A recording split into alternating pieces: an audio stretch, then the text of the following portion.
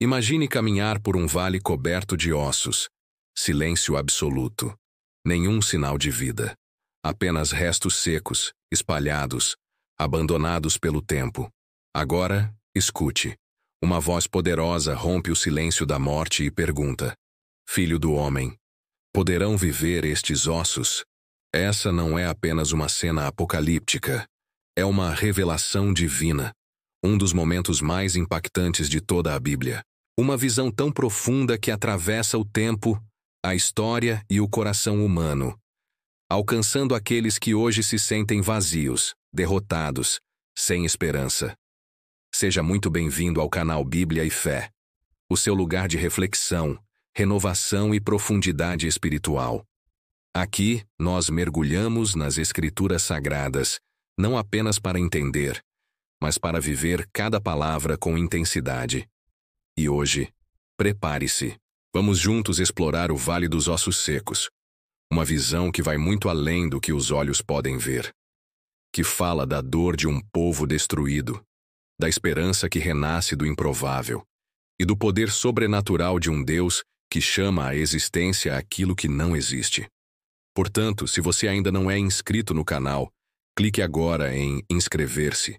Ative o sininho para não perder nenhum vídeo. Curta e compartilhe este conteúdo com quem precisa ouvir uma palavra de esperança e vida. Porque hoje, Deus vai soprar sobre você. A trajetória de Ezequiel desde o exílio.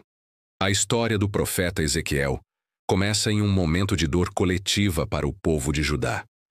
Ele foi levado ao cativeiro na Babilônia durante a segunda leva de exilados, por volta de 597 a.C., quando Nabucodonosor, rei da Babilônia, deportou o rei Joaquim e parte da elite judaica.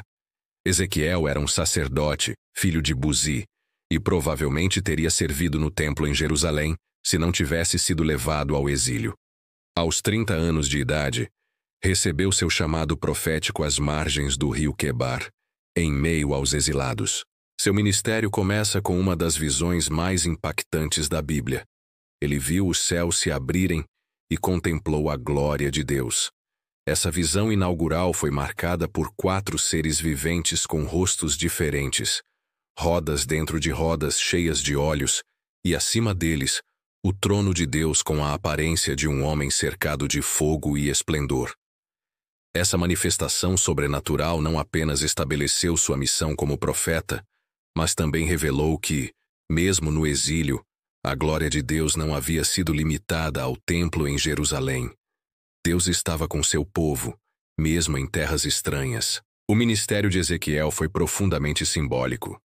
Deus o chamou para falar com um povo de dura cerviz, e muitas vezes Ezequiel teve que encenar profecias, ficar mudo por um tempo, deitar-se sobre um dos lados por dias, cozinhar comida com esterco, não lamentar a morte de sua esposa, entre outros sinais.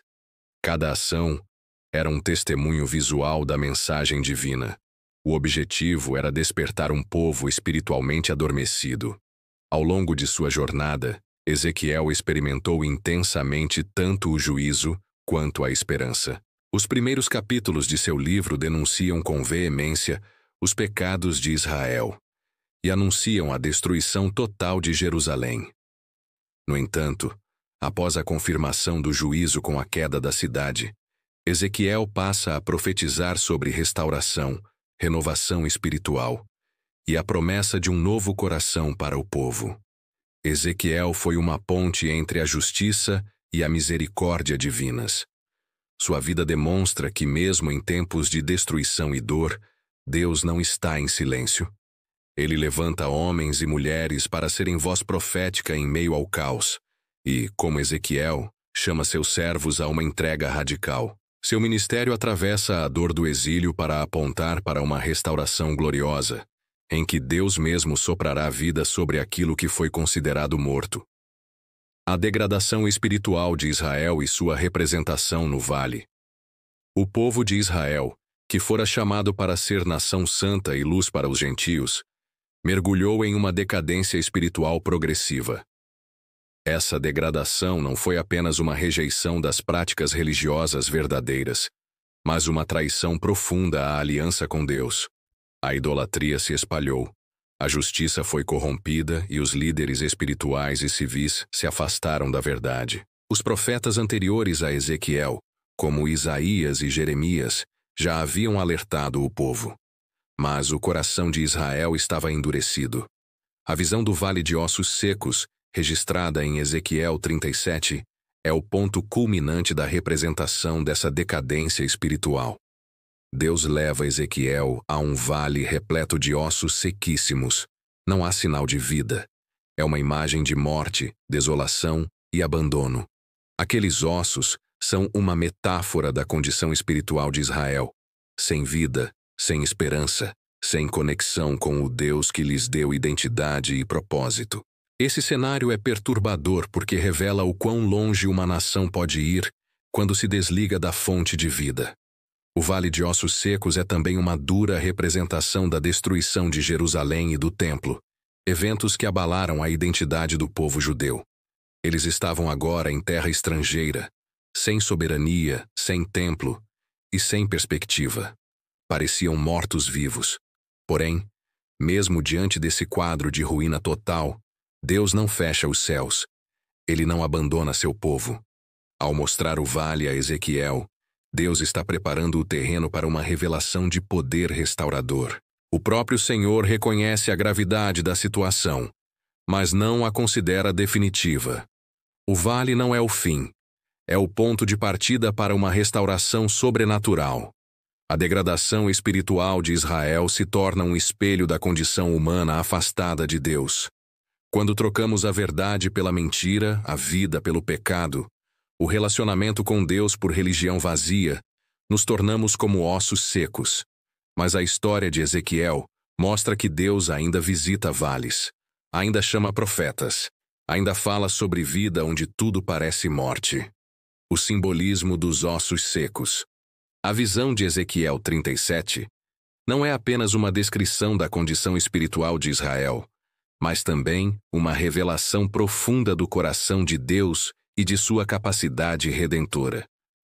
Quando Ezequiel olha para aquele vale, ele não vê esqueletos recém-mortos ou corpos caídos. Ele vê ossos secos, sequíssimos, completamente desvinculados uns dos outros. Essa imagem comunica um estado de morte que não é recente, mas prolongado e sem esperança de reversão natural.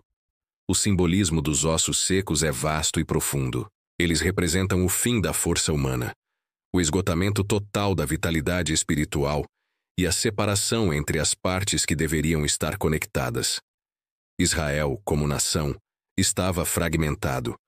Havia divisões tribais, distanciamento do culto verdadeiro, alianças pagãs e uma identidade rachada. Os ossos espalhados simbolizam esse desmembramento completo. Além disso, os ossos secos representam o esquecimento. Na cultura hebraica, o sepultamento era um ato sagrado e honroso. Ossos expostos em um vale indicavam abandono, vergonha e desonra. O povo sentia-se esquecido por Deus, como se sua história tivesse terminado ali. Mas é justamente nesse ponto que o simbolismo se transforma em esperança. Deus não apenas mostra os ossos a Ezequiel, ele o chama a profetizar sobre eles. Isso demonstra que, aos olhos do Senhor, nenhuma condição está além do alcance da restauração. Os ossos secos tornam-se, assim, um símbolo da capacidade divina de gerar vida, onde tudo parece irremediável. Ao ordenar que Ezequiel profetize, Deus está declarando que sua palavra é suficiente para reverter o quadro mais sombrio. O simbolismo também aponta para a unidade. Os ossos se juntam osso ao seu osso. Isso é poderoso, pois revela que Deus não apenas traz vida, mas reconstrói a identidade, a comunhão e o destino coletivo do seu povo. Assim, o Vale de Ossos Secos deixa de ser apenas um retrato da morte espiritual para se tornar uma proclamação da soberania de Deus sobre todas as coisas. Ezequiel viu o que os olhos humanos interpretariam como fim, mas ouviu de Deus que ali começaria uma nova história. Os ossos secos, portanto, simbolizam o ponto em que a esperança humana se esgota e a graça divina começa a agir. A resposta de Ezequiel à pergunta de Deus. A pergunta que Deus faz a Ezequiel em meio ao vale de ossos secos é direta e desconcertante. Filho do homem, poderão viver estes ossos? Ezequiel 37:3. Não é uma simples curiosidade, mas uma sondagem profunda, uma provocação divina que testa a fé do profeta diante do impossível. A resposta de Ezequiel é reveladora. Senhor Deus, tu o sabes. Em vez de afirmar ou negar, ele entrega a resposta ao conhecimento e ao poder soberano de Deus. Essa atitude demonstra reverência, humildade e fé. Ezequiel não tenta racionalizar o cenário. Humanamente falando, a resposta seria um categórico não. Ossos secos não têm vida. No entanto, Ezequiel reconhece que está diante do Deus que criou o universo com sua palavra. Sua resposta demonstra um coração rendido à soberania divina, consciente de que, mesmo o que parece morto, pode viver se Deus assim determinar. Esse momento é crucial porque revela a postura que o profeta deve ter diante dos desafios espirituais mais profundos. Não é sobre nossa capacidade de compreender ou resolver, mas sobre confiar no poder de Deus. A resposta de Ezequiel é uma declaração silenciosa de fé no Deus que tem poder sobre a vida e a morte. Mais do que uma interação entre Deus e seu profeta, essa pergunta ecoa em cada um de nós. Quantas vezes nos deparamos com situações que parecem ser um vale de ossos secos? Problemas familiares, crises emocionais, ministérios estagnados, sonhos esquecidos. E então, Deus nos pergunta: você acredita que isso pode voltar a viver? Nossa resposta revelará onde está a nossa fé. A atitude de Ezequiel também prepara o terreno para o milagre. Deus está ensinando que a restauração começa com o reconhecimento da incapacidade humana e a total dependência do poder divino. Quando dizemos, tu sabes, estamos dizendo, Senhor, confio que o que para mim é impossível, para ti é totalmente possível. Essa é a fé que move o sobrenatural. Portanto, a resposta de Ezequiel não é evasiva, mas profunda. É um modelo de fé diante da morte, da desesperança e da dor. Ele nos ensina que a restauração não começa com soluções humanas, mas com um coração que se rende completamente à sabedoria e ao tempo de Deus, o poder da palavra profética e o sopro da vida. Depois de ouvir a pergunta e responder com fé, Ezequiel é instruído por Deus a profetizar sobre os ossos secos, e ele obedece. Quando profetiza, algo sobrenatural acontece. Ouve-se um ruído, um barulho de ossos se juntando cada um ao seu osso. Em seguida, nervos, carne e pele se formam sobre eles. Mas ainda não havia vida. Então Deus manda Ezequiel profetizar ao Espírito, ao sopro de Deus, para que venha dos quatro ventos e entre naqueles corpos, e eles revivem. Esse momento é profundamente poderoso. Mostra que a restauração não é apenas física ou estrutural. Ela depende da presença do Espírito. O sopro da vida é o mesmo que foi liberado sobre Adão em Gênesis. A palavra de Deus junta os ossos, mas é o Espírito de Deus que dá vida. Isso nos ensina que ministérios, igrejas e pessoas podem até estar estruturados, organizados, mas sem o Espírito permanecem sem vida. A palavra e o Espírito precisam andar juntos. Ezequiel é testemunha de um renascimento completo, um verdadeiro avivamento.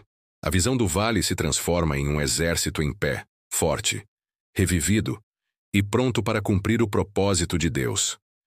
Esse é o poder da palavra profética, aliada ao sopro divino, transformar morte em vida, ruína em restauração, desesperança em propósito. Assim, aprendemos com Ezequiel que não há vale profundo demais, nem morte seca demais que Deus não possa reverter. Quando a palavra é liberada com fé e o Espírito é invocado com autoridade, o impossível se curva diante da soberania de Deus. Ezequiel viu o impossível acontecer, e nós também podemos ver se crermos e obedecermos à voz de Deus. O sopro de vida e a restauração do Espírito, após a impressionante resposta de Ezequiel, Deus o conduz a um ato profético de poder. ordenar que ele profetize ao espírito, para que sopre sobre os ossos e lhes dê vida. Esta etapa marca a transição do simples reagrupamento físico à restauração espiritual. Até aquele momento os ossos já haviam se unido, músculos e pele os cobriam, mas ainda não havia vida. O texto enfatiza: mas não havia neles espírito. É uma imagem vívida de que não basta a aparência de estrutura ou ordem. Sem o sopro divino, continua a haver morte. A palavra usada no hebraico para espírito é ruach, que também significa vento ou sopro. Esse termo remete diretamente ao momento da criação do ser humano em Gênesis 2, quando Deus formou o homem do pó da terra e soprou em suas narinas o fôlego da vida. Aqui, em Ezequiel 37, o mesmo Deus, com o mesmo sopro, recria um povo inteiro. Não se trata apenas de uma ressurreição simbólica, mas de uma nova criação espiritual, de um renascimento coletivo. O Espírito de Deus é a fonte de toda verdadeira vida. É Ele quem restaura o que está quebrado, vivifica o que morreu, renova o que foi esquecido. Quando o Espírito entra naquele exército de ossos secos, eles se levantam, não apenas como pessoas comuns, mas como um exército sobremodo grande. Essa expressão comunica força, propósito e unidade. O povo que antes estava disperso, fragmentado e sem vida, agora se levanta como um corpo fortalecido e cheio de direção. Esse momento é também uma mensagem profética para a igreja de hoje. Muitas vezes nos encontramos organizados, estruturados e com aparência de funcionalidade, mas carecemos do sopro do Espírito. Sem ele, não há vida real, poder transformador nem missão eficaz. O texto nos chama à dependência total de Deus, à busca constante por sua presença e à consciência de que a restauração verdadeira só acontece quando o Espírito Santo se move. Portanto, o sopro de vida em Ezequiel 37 não é apenas um milagre de ressurreição, mas uma convocação à fé viva e à rendição ao mover divino. Quando o Espírito sopra, o impossível se torna realidade. A morte dá lugar à vida, e a desesperança é substituída por propósito. Esse é o Deus que transforma vales em campos de esperança e cadáveres espirituais em guerreiros vivos.